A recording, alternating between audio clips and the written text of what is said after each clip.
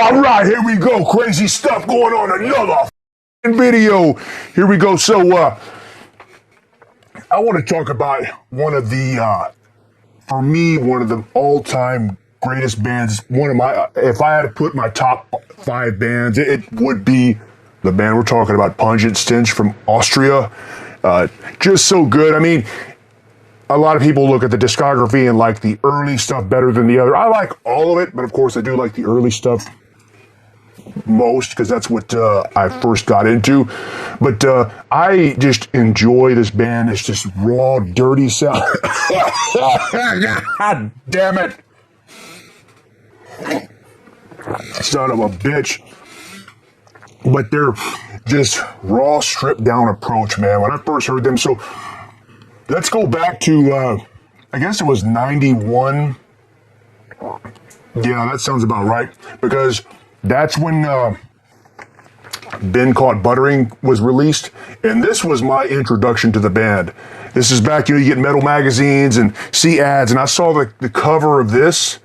I was like, man, I have to buy this. I got to check this out. Because, back then you didn't have any shit to listen to music on. And, years later, eventually they had the stores. We could go and listen to CDs in the store. But before this, you had nothing. You had to just buy it or hear somebody else if they had it. So I saw the cover. That's like, I got to check this out, man.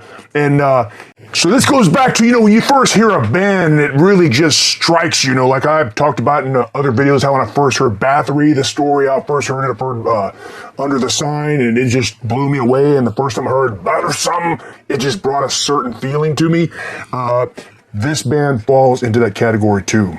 When I first got this, Been Caught Buttering, the cover of these cadavers, it just already tastes nasty. And I remember when I first bought this and put it on, man, the first song, Shrunken, that song played, and the guitar tone, I don't know what it was, but the guitar tone and the sound fit the aesthetic so much. It's almost like I could smell a sweet dead body smell too. It's hard to describe, but this is no bullshit. When I put it on, I felt like I could smell the sweet smell of the dead body. Not that I've hung around dead bodies or nothing, but they say that's what it smells like. And one time I did smell a dead body because of somebody got killed in a place where I work, but that's besides the point.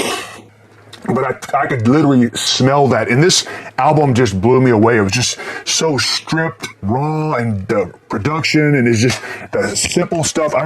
Honestly, like even, here's some shameless promotion here. Our shit that just came out, Mordant, Rhed, Pungent Stench is a huge influence on our stuff. But anyway, back to the band. I got this, and it blew me away. I just loved it. Everything about it.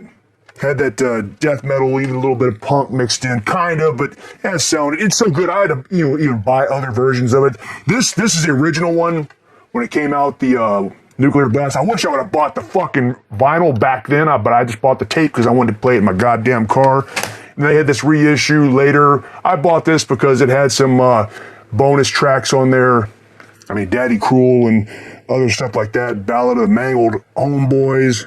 And the live set on here is really cool too. But I had to have that. Then they reissued it on vinyl. Of course, this is just a reissue, but at least I got the original tape. But I had to have this. It's just one of those bands I got to buy all their shit. So after I bought Been Caught Buttering, I went backwards at the time. So I get this fucking son of a bitch. I had to go get the split with Disharmonic Orchestra. And yeah, this is a damn good split. But yeah, this is one of the best fucking splits of all time, man, with Disharmonic Orchestra. I got this and totally fucking just love this shit, man. And then, the For God Your Soul, For Me Your Flesh. Got this too, original pressing back then too. So I got this one around 91, or probably 92, because it was after I already had the Been Caught Buttering. Also great stuff, man. And shortly after that, they also had a reissue of this with a different cover, which it's cool, but this is the best cover right here. I never bought that one back then, but then I eventually bought some other shit that had some of the stuff where they had re-recorded some of the tracks because some of them got recorded over or whatever. But For God Your Soul, For Me Your Flesh, so many good songs on there. And then after that, they came out with the Dirty Rhymes album. So this is a lot. I'm talking to the preaching to the choir. All you motherfuckers should already know this album, but it's definitely had a different sound to it, and a lot of weird stuff and some even techno mixed in shit. You would think this is fucking bullshit, but I still liked it. Even though it was just like a mini album, it wasn't a full album. I love the album art on here and the Mentors cover. And also what's interesting, that cover, Why Can't Bodies Fly, Warning, it's a German band. At the time, I didn't know who Warning was. I just heard the song, and it's very weird, but I like the cover. And if anybody has heard the original one of Warning and then the music video, I can see why Pungent Stench picked them to cover. Just such an odd thing, but it fits really well with their music. I know they also reissued this CD with a bunch of bonus tracks. I did not buy the reissue of that, but very odd album, but still I like it. And I just go back to it. And then the Club Mondo Bazaar. I bought this when it first came out. Now, I'm not going to lie, when I first got this, I wasn't like a huge fan of it. I liked it. I did, but I just, it wasn't blowing me away like the other stuff. And it's where they're going more to their bluesy rock and roll mix. Because I know they, as everybody knows, they had a cover band, Tres Les Hombres or some of those Tres Hombres, like the ZZ Top album, where they covered stuff like that. So it was very evident on here. A lot of blues, rock, and roll stuff, and a lot of fetish shit on here as well. Not my favorite, but I do like it. I still revisit it pretty often. And actually, before that, too, they came out with this VHS. Anybody seen this? I love this. Great stuff. Some music videos and serial killer looking crap, some live stuff. Some of the audio on the live stuff is kind of crappy, but it's still excellent stuff. I know you can find this on YouTube. People have uploaded the full version of it. Go check it out. It's pretty cool. It's again, some of the audio is kind of shitty on there, but it's still a really good relic of their time. Oh, back to For God Your Soul. I did buy this reissue later. Originally, in the 90s, they reissued it with this weird cover here, which it's okay, but I'm not a huge fan. I like this better. And this has got the original album and then remixed and a bunch of live shit. It's got 2 discs on here. So when it comes to Pungent Stench, I just like to get everything. I don't know why I haven't gone back to try to, on eBay or some Discogs, to try to get their split 7-inch with Benediction, which is great. And then even the original Extreme Deformity 7-inch. Excellent stuff. But there was a point when they broke up after, I guess it was after this one, they broke up for a while, and they came out with this Praise the Musical Assassins or whatever, which is a really cool compilation. It's got their old demos, 7 inches, and different tracks, splits with disharmonic. I'm coughing on shit. Disharmonic orchestra. But there's a cool booklet in here and a really nice little piece. I know they've had reissues and stuff like this, but I just need this. That's all I need. They were out for a while, and then they came back, and I remember it was pretty cool when they did this right here, The Masters of Moral.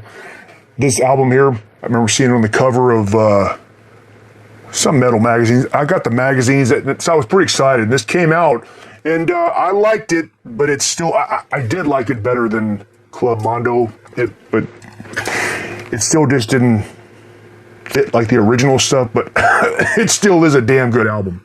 I highly suggest getting it if you haven't heard it.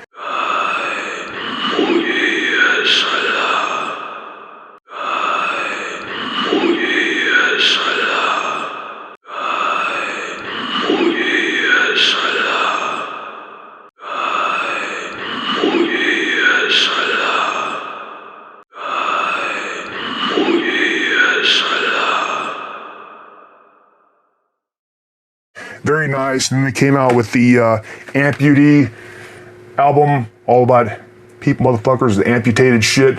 This is a good album too. A little more clean sounding, and they have a really cool music video in here. It's very cinematic, like a horror movie. If you haven't seen it, it's on YouTube. God damn it! Son of a bitch. It's on YouTube. Go check it out. Music video. Really cool stuff. And then, years later, they released this Smut album. They recorded it and they never released it. When it did come out, it's okay. It's worth having, but again, the other stuff is so good. But it's just, Pungent Stench has that aesthetic that I love. Just filthy lyrics, simple, heavy music. I love the vocals. Oh, El Cochino's vocals, fucking great vocals. I love that. Man, good stuff, man. And Pungent Stench is one of those bands that you just listen to. And you know, it's funny, you know, I talk about this and people will always laugh about the stories I tell in here because I just literally talk about shit of stuff that I knew, people I knew in the past. And Kiwi, I talked about him. Rest in peace, the motherfucker's dead now. But thinking about Pungent Stench, it reminds me of years ago we were in high school. Me, him, I can't remember if Dr. Death was there, but other people were in a car. We were listening to Pungent Stench in the car. Turned up all the way, and everybody in the car was completely shit-faced. And Kiwi was in the back, and he had a 12-pack of some kind of beer. I can't remember. And some car almost swerved and hit us. And so, you know, a bunch of fucking 18-year-olds do the most intelligent thing. Hang out the window and start yelling and screaming shit. And fucking Kiwi rolled down his window. It was a manual one. He was rolling it down, he couldn't get it down fast enough. He was getting full cans of beer and throwing them and bouncing them off the side of that car. It was a van, actually. And he just kept throwing them. I said, hey, stop wasting that shit. He was bouncing that shit off the side of the van, and the guy driving was freaking out. And then we pulled up ahead of him. That Kiwi, I guess he knew the probability of just right, because what he did is we pulled in front of the van, and they were kind of behind us, and he hung out the window and threw the beer can up in front of the van, and then the wind brought it back and it hit and busted their fucking windshield. I don't know how he did that. He timed it just right. He threw it forward and the wind blew it and it went back and hit their windshield, and that van was all spinning on the road. He just kept on going, and the guy driving was fucking panicking. Man, they got my license plate, man. He was freaking out. Nothing ever happened. However, if that shit happened these days, going to fucking jail. There ain't no way you're getting away with that kind of crap. So, there you go. There's your story of the day. Anyway, that's it for now. More shit coming. Listen to Pungent Stench and cut your wrist.